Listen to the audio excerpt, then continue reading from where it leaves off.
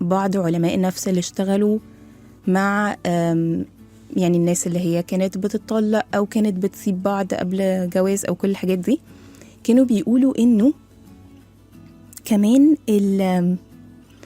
يعني السيبان بتاع شريك الحياة من غير ما يموت أصعب من لو هو مات. ليه؟ لأن هو لما يموت أنا يعني خلاص أنا ما عنديش أمل، أنا متأكدة خلاص هو مات.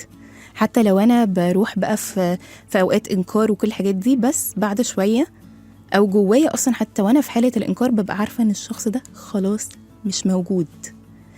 إنما دايما لما بيحصل طلاق أو سيبان بيبقى دايما عندنا أمل.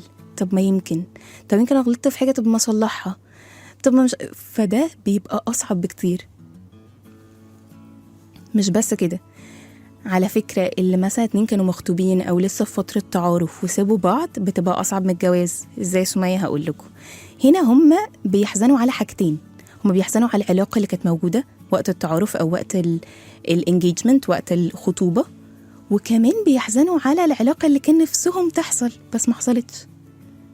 فإذا ده بيكون أصعب من فكرة إنه كان في علاقة طويلة المدى، جواز وميموريز وذكريات مع بعض وحاجات اتعلموها من بعض وكانت ليها أثر جميل.